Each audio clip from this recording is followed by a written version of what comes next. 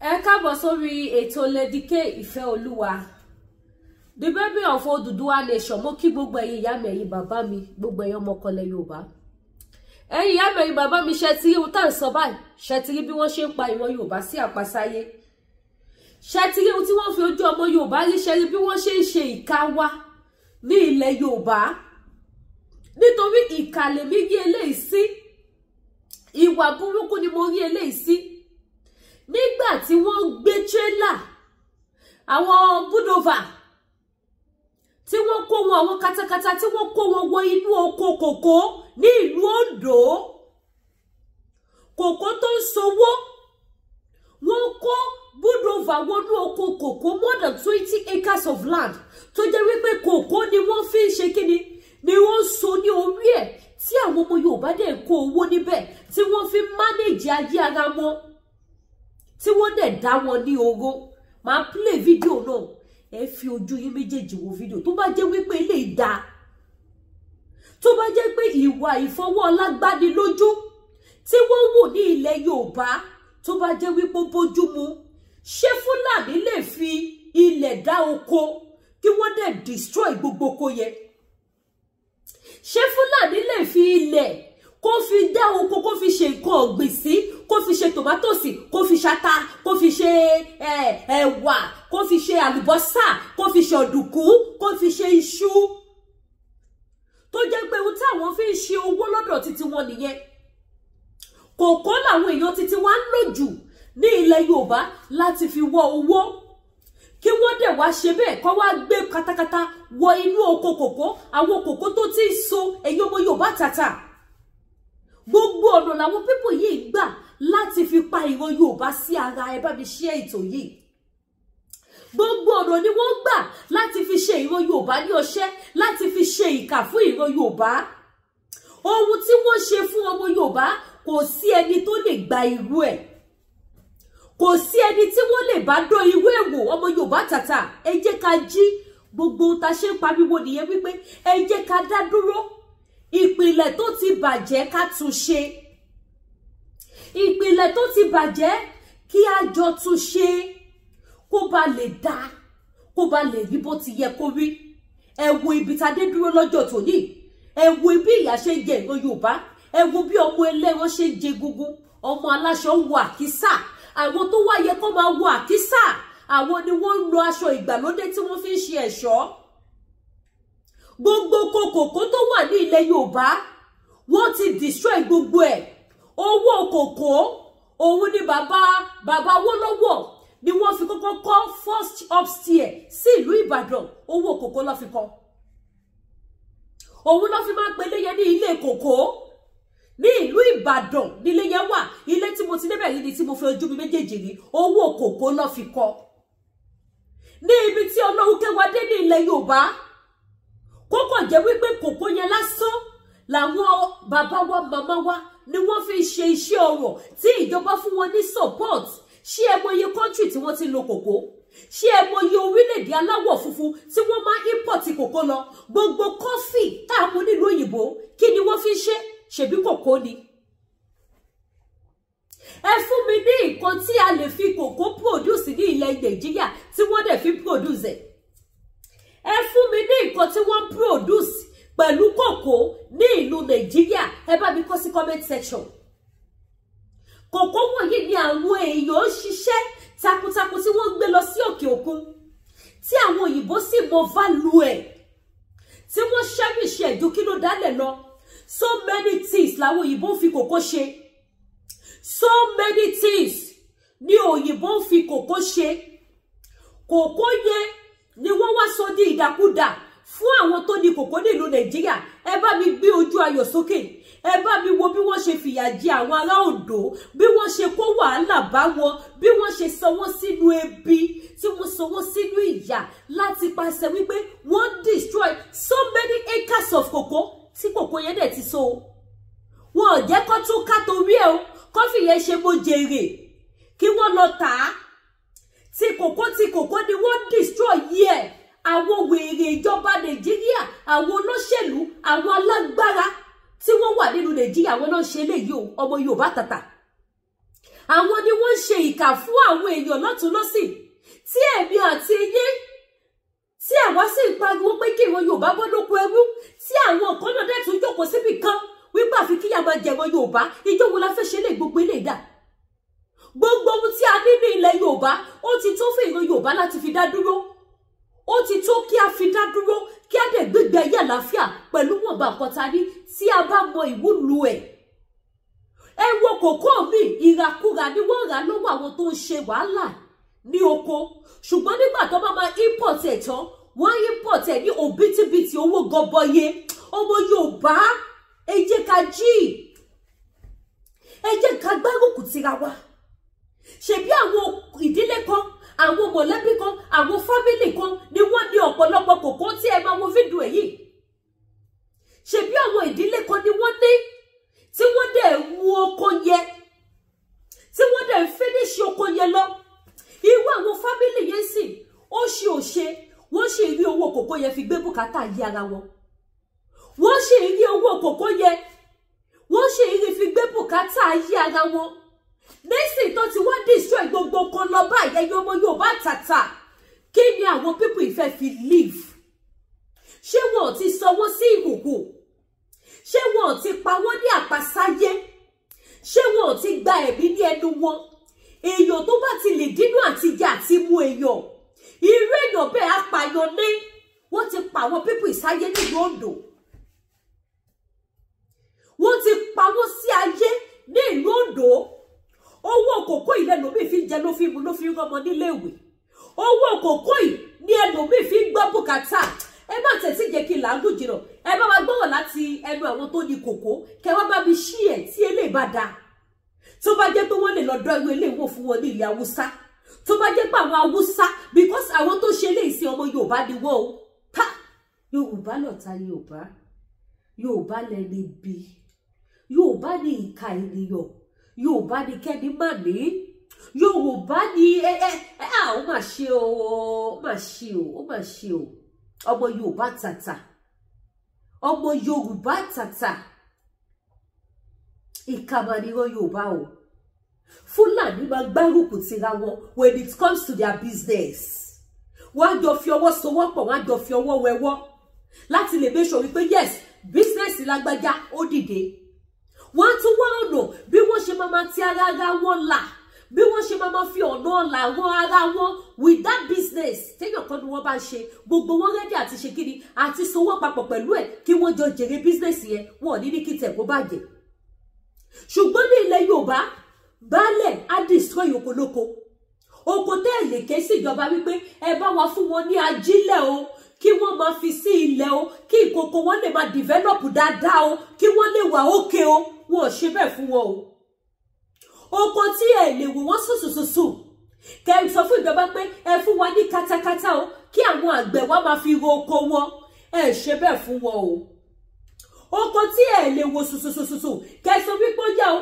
ìjọba ẹ bá wa gbé owó tó tó owó fún àwọn àgbẹ̀ ìlú wa kí wọ́n lè fi ṣe kíni kí wọ́n lè fi develop oko kó ba lè di wípé oúnjẹ á lè di ọ̀pọ̀ ṣùgbọ́n ohun tí àwọn ọba yìí lè ṣe ohun tí àwọn kánsílọ̀ lè ṣe ohun tí chairman lè ṣe ohun tí gọ́fúnà lè ṣe ohun tọ́nọ́rẹ́bù lè ṣe ohun tí sẹ́nítọ̀ lè ṣe ni wípé kí wọ́n wá bí títí wọ́n tún ṣe máa bàjẹ́ gbogbo oko tí ẹ fẹ́ wò ní fídíò tí wọ́n destroy ẹ máa fi etí yín báyìí ẹ máa fi gbọ́ bí àwọn olóko ṣe ń pariwo wọ́n á dẹ̀ máa ṣe fídíò gbogbo ẹ̀wọ̀n yìí báyìí ẹ ní àwọn kòkó tó ti so bọ̀kìtì tó yẹ pé gbogbo ẹ̀ ni wọ́n fi katakata ni wọ́n fi destroy ẹ wá sọ fún mi pé èmo ò tí wọ̀ ní Oǹdó wàhálà burúkú ò ṣẹlẹ̀ sáwọn ará Oǹdó ẹ sọ fún mi pé wàhálà ò ṣẹlẹ̀ sí wọn ẹ sọ fún mi pé wọn ò tí pa wọ́n sáyé ẹni tó bá ti gba ìjẹ ní ẹnu èèyàn ó ti pààyàn sáyé ẹni tó bá ti dínú àtijọ́ àti mú èèyàn ó ti pa èèyàn sí ayé kẹ máa wo bí Yorùbá ṣe báyé Yorùbá jẹ́ kẹ máa wo bí Yorùbá ṣe fìyà jẹ Yorùbá nítorí ìdí èyí tó jẹ́ wípé àwọn ọmọ àlè Yorùbá kan wọ̀ bẹ́ẹ̀ náà kí ìran Yorùbá dá dúró nítorí wọ́n mọ̀ pé tí ìran Yorùbá bá dá dúró ìwà ìkà táwọn ń wò fáwọn ọmọ Yorùbá yẹn àwọn ò ní ní wùmọ́ ẹ bá mi share ètò yìí ẹ bá mi share nítorí tẹni tó dé láyé àbọ̀ tẹni tó bọ̀ kọ́ lọ́ má jẹ́ kí ibi kàn wá àìmọye àwọn tó wà ní diaspora tó jẹ́ pé àwọn bàbá wọn wà ní village bẹ́ẹ̀ ni àìmọye ẹni tó wà ní diaspora tí ìyá àti bàbá wà village tí wọ́n sì ní oko, tí wọ́n ní oko kòkó, oko bì, oko ẹ̀yìn, kó tó di wípé kíní máa kó àwọn igi tí ò yẹ kó kàn. Ẹ jẹ́ ká tètè jọ panupọ̀, ká fọwọ́sowọ́pọ̀, ká túbọ̀ tú àṣírí, ká jẹ́ kí wọ́n mọ irú náà burúkú tó fi ń gbé àwọn èèyàn káàkiri, ká lè tètè pa iná yẹ kó tó jódó bòmí. Ẹ bá mi wo fídíò yìí. Ondo ni o, Ondo ló ti ṣẹlẹ̀, ó yá. Gbogbo olùkókó ṣe ti rí báyìí, Ondo state láwa yóò, gbogbo kòkó ń bẹnu gbó, Ondo state láwa ṣe ti rí, ìṣiṣẹ́ lọ́wọ́ ni bí 100 náà kó wá sí ṣiṣẹ́ lẹ́ẹ̀kan náà. Àárò níní o, wọ́n ti fa oko bí 20 acres, ó ti lọ Ondo state láwa yóò, wọ́n ti fa oko kòkó tán, ṣe ti rí, kòkó ti ń so àsọyàwọ́, ṣe ti rí ọmọ kòkó kékeré àsọyàwọ́ náà ń so. Ibi owó ti ń jáde rèé o, wọ́n ti fà tán o. Ẹ ti parí Ondo state pátápátá báyìí o, èmi ò kò sí nǹkan kan tá a fẹ́ máa jẹ mọ́ báyìí ẹgbàáwọ̀ ẹ̀yin ìjọba. Ṣé èyí sì dá ẹ̀yin náà sì bímọ ẹ ti tà fún China kí la fẹ́ máa jẹ ẹ̀yin pípù yìí ẹ̀ ṣé dá o ẹ wónú kòkó rèé ẹ sì ń fa ẹ̀yin náà sì bímọ tòbọ̀tán yóò ní dá o ẹ gbà wá o ṣé ẹ ti rí wọ́n ti fá Ondo tán o èmi ò mọ tó kù tá a fẹ́ máa jẹ o. Igbó lọ sálálú ni wọ́n ti fá gbogbo ẹ̀ tán o ṣé ẹ ti rí ìkan tó ní àwọn bíi 200 náà ń ṣiṣẹ́ papọ̀ tó ń fáko ṣé ẹ ti rí 200 katakata lọ́kọ́ wọlé sóko 200.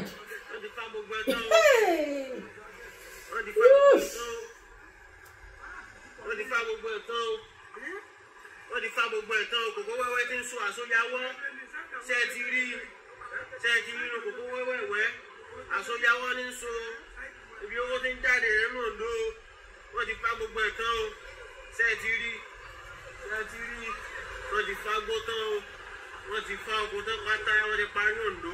Ẹ̀yin ìjọba ṣàánú wa ẹ jọ̀ọ́ nítorí Ọlọ́run ẹ ṣàánú wa ẹ̀yin ìjọba o ilé fẹ́ bá ṣe ṣe yí báyìí Ondo mọ̀ ti tán kí ló wá dé kí la ṣe ẹ torí di Ondo tó ní jáde fáwọn China àwọn òyìnbó wá jọba wa ẹ̀yin náà sì bímọ tó dáa ní ìsìrí ìbá ẹ̀ fi ń dúná sí kó jóná láàyè ṣe ti rí bọ́sẹ̀ ń ti kòkó wó ṣe ti rí kòkó náà ń fáwọn ẹ ti rí wọ́n á dá wọn dúró wọn ò dúró wọ́n ti fá kó tán o ṣe ti rí Ondo la wà yìí ẹ̀yin ìjọba ẹ dákun ní ẹ bá ṣe sí báyìí wọ́n mọ̀ ti fá kó tán wọn ò mọ̀ dúró ojoojúmọ́ náà máa ń kó ta náà ń kó kiri wọlé ojoojúmọ́ náà ń fá kó wọ́n ti parí Ondo ṣe ti rí wọ́n ti parí Ondo wọ́n ti fẹ́ Ondo tán ṣe ti rí wọn jẹ́ tó wá gbọ́ ẹ̀wọ̀n lórí ikú èyí báyìí ní sin báyìí yóò túmọ̀ tó fi kéde ta ẹ ti rí báyìí wọ́n ti fá kó tán o ìgbà tó kùtà fẹ́ máa jẹ́ o ṣe ti rí báyìí lórí ilẹ̀ onílẹ̀.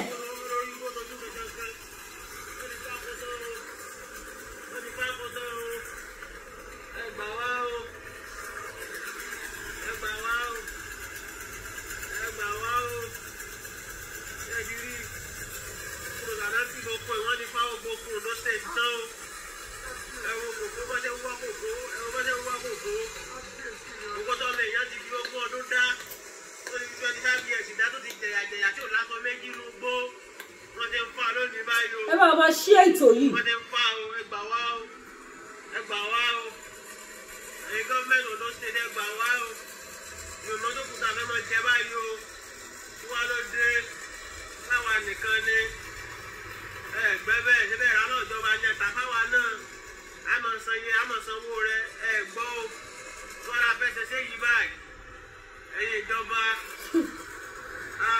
ẹ̀yin náà sì bímọ. Ẹ dákun, wọ́n ti fagbó tán o. Ẹ̀yin ìyá mi ẹ̀yin bàbá mi òun lẹ rí yẹn.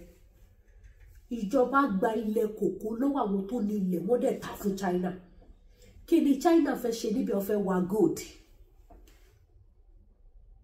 ẹ̀yin tẹ́ máa ní kò sí kankan nílẹ̀ Yorùbá, kò sí kankan nílẹ̀ Yorùbá, kí ni China wá ń bẹ̀, kí ni China fẹ́ fi bẹ̀ ṣe, kí ni China kí ló fẹ́ ṣe ń bẹ̀, ó fẹ́ wá gold,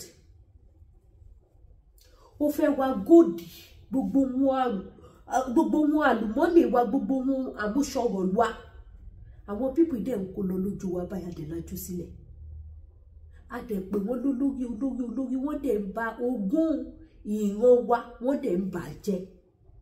Ẹgbọ́n kan tí màá yẹn sọ, kòkó tí wọ́n ti jìyà rèrè fún 25 years, màá yẹn ní ọmọ ènìyàn ò ní aṣọ lọ́rùn, má ṣe wà bí amọ̀, màá yẹn ní ọmọ ènìyàn ò ní aṣọ lọ́rùn, ọmọ ènìyàn ti jìyà nítorí ìkòkò wípé sẹ́ẹ̀ àsìkò ń bọ̀ tí ìgbádùn ọjọ́ méjì bá dé, èèyàn á gbàgbé ìyà àti so many years, èèyàn á gbàgbé ìyà tó jẹ fún ọ̀pọ̀lọpọ̀ ọdún.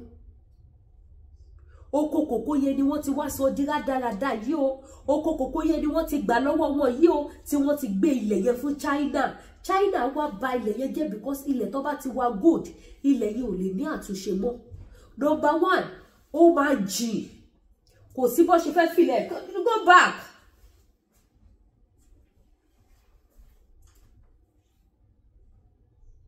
Kò sí bó ṣe fẹ́ fìlì ẹ̀, kò sí bí wọ́n ṣe fẹ́ fìlì ilẹ̀ yẹn tí ilẹ̀ yẹn máa fi ní àtúnṣe mọ́. Ilẹ̀ yẹn ti bàjẹ́ finally, ilẹ̀ yẹn ti ṣe kí ni mo pè, ó ti bàjẹ́ finally, débi tá a máa sọ wípé òkè o, tí China bá yọ tójú wọn tó wá gbélẹ̀ fún nílẹ̀, kò lè wúlò fún nílẹ̀ mọ́ o, kò lè wúlò, kí ilẹ̀ yẹn tó lè wúlò padà bóyá 50 years to this time ṣá, kó tó dí padà, kó tó strong, kó tó solid padà, gbogbo góòdì tó bá wà bẹ́ẹ̀ wọ́n máa balẹ̀ yẹn jẹ́ final. Wọ́n á wà títí wọ́n á tún kọ àwọn omi ìrà nínú ẹ̀. Ọmọ Yorùbá níbo là ń lọ?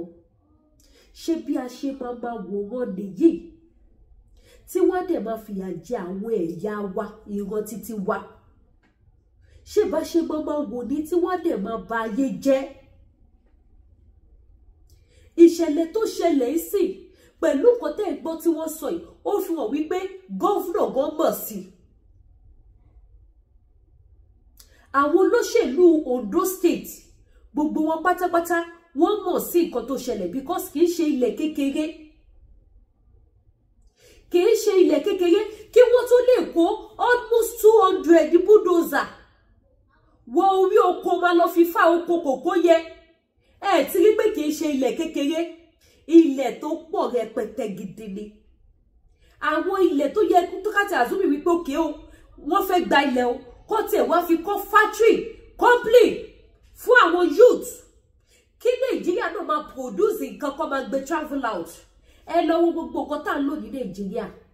Ẹ máa gbọ́ China made, Japan made, from British, from kinikan, lẹ máa kọ́ sí. Made in kinikan, made in kinikan, kò sí made in Nigeria. Àwọn ṣàkùṣàkù tí ò ní value, àwọn ni made in Nigeria. Èyí tẹ́ bá gbọ́ made in Nigeria, wọ́n ti ní company sí àwọn country káàkiri, branches wọn ló wà ní Nigeria. Èyí tó produce ní Nigeria lọ́kọ̀ made in China, made in Nigeria sí, wọ́n ní branches sí gbogbo outside country. Ṣé Coca-Cola ní ò ní branches sí gbogbo orílẹ̀-èdè tọ́lọ́run dá? Àbí Pepsi ní ò ní? Àbí Indomie chicken, Indomie noodles, ṣáwọn ni wọ́n ní company káàkiri gbogbo ìlú. Any products tẹ́ bá rí tó bá kọ Nigeria made sí, wọ́n ti ní ilé iṣẹ́ káàkiri orílẹ̀-èdè. Kí Nigeria náà tẹ̀ wá ní permanent thing tó máa produce, tó máa jẹ́ this is from Nigeria. We don't have the branches in any country except Nigeria. If you want it, you come to Nigeria. And our phones, if you want it, you go to China. So many things, if you want it, you go to China. Kí ni ẹ fẹ́ lọ sí Nigeria tí ó sì ní country tẹwà tí wọ́n máa produce ibẹ̀. Láì ṣe pé a ní ilẹ̀ alálólórí ní Nigeria yọmọ Yorùbá ẹ jí. A lólórí. A ní èèyàn kankan nílùú Nigeria alálàánú àlólùfọ̀rọ̀lọ́ àlólùbádágò àlólùfisùn àfi àwọn ìkà abaniláyé jẹ́. Àwọn ta ní Nigeria nìyẹn. àwọn tí wọn ò rí títí wá rò tí wọn ò kọ́ kílẹ̀ má ṣùgbọ́n láìlá. Those are the people we have in Nigeria. Ẹ wá African food. Ọlábọ̀wọ̀ lásán fọmọlúàbí tó bá ti dé inú ẹ̀ á ṣe kílẹ̀ pé á di odidi. Ẹ wá African food. Gbogbo ẹ̀yin tẹ́ tí patronize mi. Ojú òní tí yìí òbí ní wáyé tí ṣẹ́tìrí. We have a lot of African food here. A lot of African food. Òun la ní níbí báyìí. We have different type of food. Ṣẹ́tìrí wọn bó ṣe lọ swa. Tẹ́ bá fẹ́ ra yam flour, ó wà. Ẹ fẹ́ ra rice flour, ó wà. Ẹ fẹ́ ra pando yam flour, ó wà. Ẹ fẹ́ ra wheat flour, ó wà. Ẹ fẹ́ ra fufu flour, ó wà. Ẹ fẹ́ ra godimo, ó wà. Ẹ fẹ́ ra corn flour, ògì, ó wà. Ẹ fẹ́ ra àkàrà beans flour, ó wà. Ẹ fẹ́ ra irú, ó wà. Ẹ fẹ́ ra ẹja gbígbẹ, ó wà. Ẹ fẹ́ ra edé, ó wà. Ẹ fẹ́ ra èlùbọ́ iṣu ti fẹ́ tán. Àwọn tó bá tún rí sásìkò tó bá ní lọ́kì lọ́ máa rí àǹfààní èlùbọ́ iṣu àti èlùbọ́ ọ̀gẹ̀dẹ̀ jẹ. Ṣé wá lé èlùbọ́ ọ̀gẹ̀dẹ̀ mi? Mo ní tó jẹ́ wípé èmi fún ara mi ni mo ra ọ̀gẹ̀dẹ̀ yẹn tí mo lọ. Èmi fún ara mi bí mo ṣe máa ń ṣe tẹ́lẹ̀. Mo dẹ̀ tún ní àwọn red made tí wọ́n páàkì wá. These are the red made. This is the red made. Red made lélẹ̀ tó páàkì wá. I have never tasted it before, so I don't know bó ṣe rí, but according to Olomu, yes. Ẹ̀yin tẹ́ bá ti jẹ product rí, ẹ mọ̀ pé mo yes, which I'm still going to try it. Tí kò bá dá, tí ìgbà rẹ̀ ni fún mi ní ìfọ̀kànbalẹ̀ pé yes, it's good. Mi níra sí orí ìgbà. So, ele báyìí sí plantain flour, òun lélẹ̀. Èlùbọ́ ọ̀gẹ̀dẹ̀ tó fine tó gbásky, òun lélẹ̀. Bákan náà, ìtẹ́ bá níbi godimo náà wà. Gàrí yellow, ó wà. Gàrí white, ó wà. Ẹ̀wà olóyin, ó wà. Ẹ̀wà olótù, ó wà. Ata gúngún, ó wà. Ẹ̀gúsí, ó wà. Sachet tomatoes. Àwọn yẹn náà wà lóríṣiríṣi ni mo ní àwọn sachet tomato yẹn. Mo ní ti jollof rice. Mo ní ti àsun lélẹ̀. Bẹ́ẹ̀ bá ṣe fẹ́ wọn sí ó pọ̀. Mo ní bíbá. Tẹ́ bá dẹ̀ wá fẹ́ gino paste náà. Ìyẹn náà wà. Gino paste wà. Gino paste òun lélẹ̀. Tẹ́ bá dẹ̀ tún wá fẹ́ party jollof. This one is called party jollof. Product wo ni Gino again. Party jollof òun lélẹ̀. Ó wà kò sí country tí mi lè send ẹ̀ sí. Tí oúnjẹ bá ti máa wọlé síbẹ̀, bàbá yín send ẹ̀. Then ata gúngún òun lélẹ̀. This is our ata gúngún. Ṣé ti rí báyìí? Ata gúngún wà lélẹ̀. Ọ̀gbọ̀lọ̀ lílọ̀. Ẹ̀yin tẹ́ bá fẹ́ ọ̀gbọ̀lọ̀.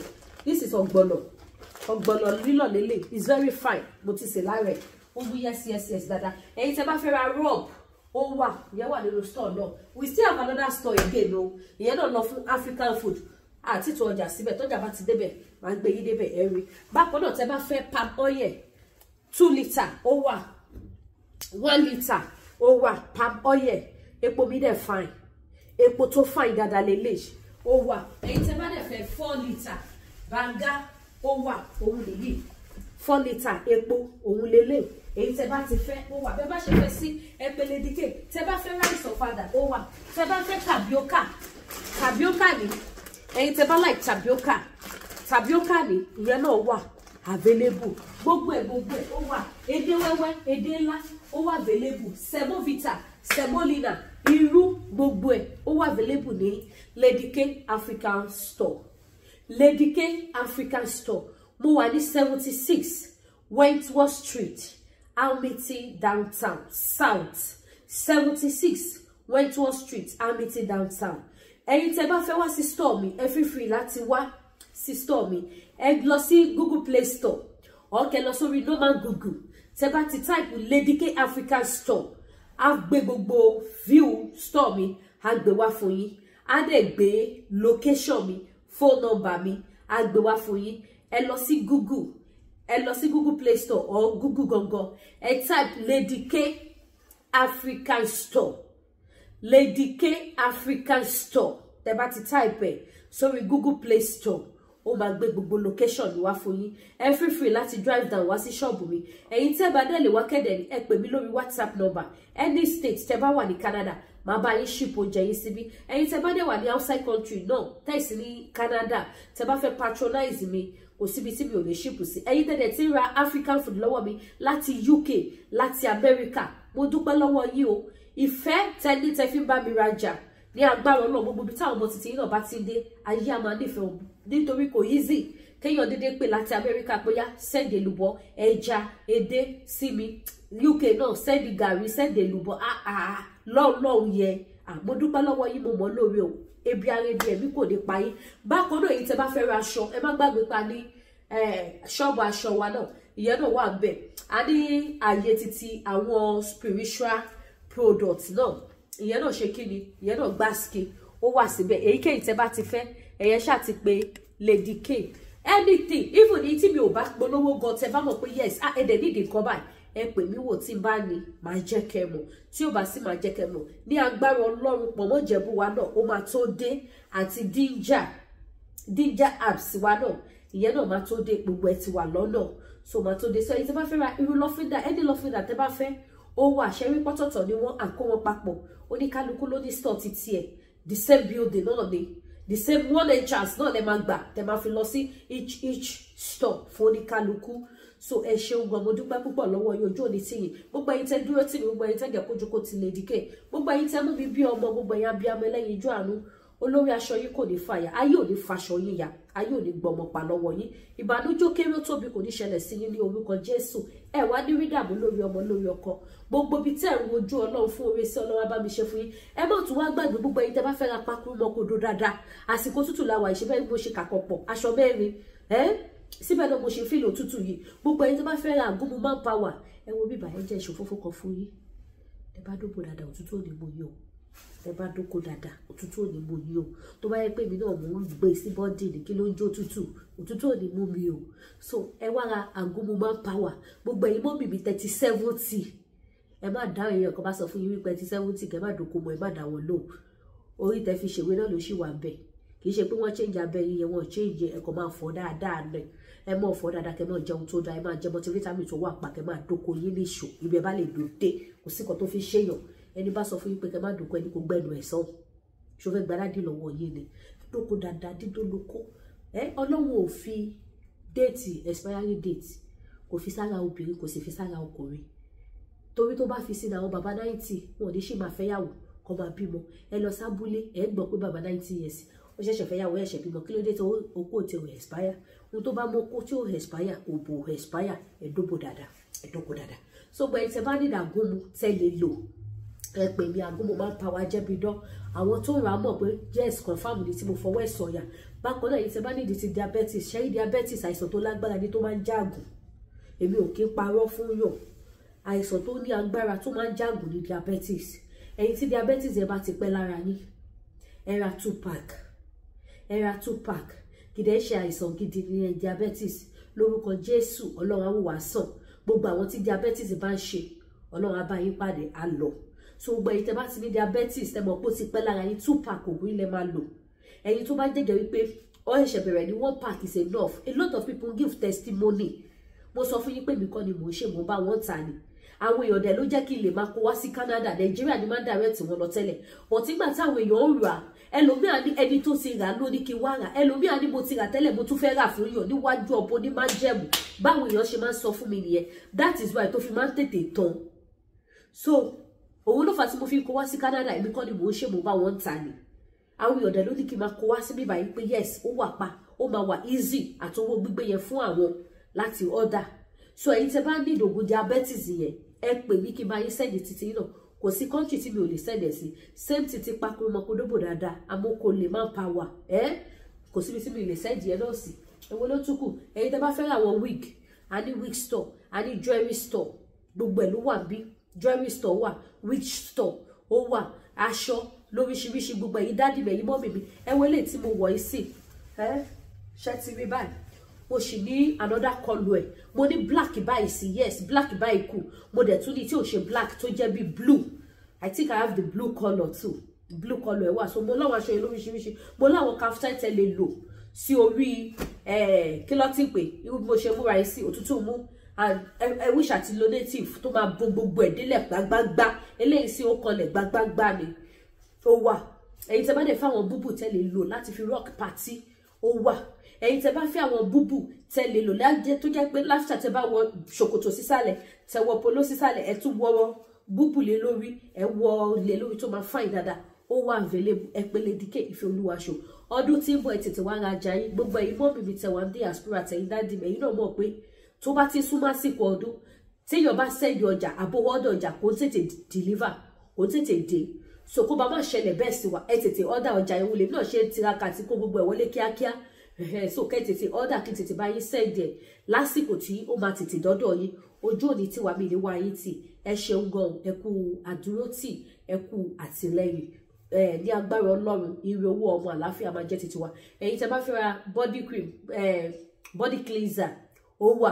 Ẹ̀yin tẹ́ bá fẹ́ ra face cream ó wà. àwọn nǹkan lóríṣiríṣi ọṣẹ àánú ìṣẹ́gun arọ́bí gbogbo nìṣe ìtúwọ́ àwọn àgbà ẹ̀bẹ̀ àwọn àgbà àlákàlà àmúbọ́ ìkórìíra àṣínà ọ̀la èyí tó máa darí olóore kíákíá wá fún yín tí ẹ máa rí àánú gbà tí ẹ máa rí ìyanu Ọlọ́run ìyẹn náà wà.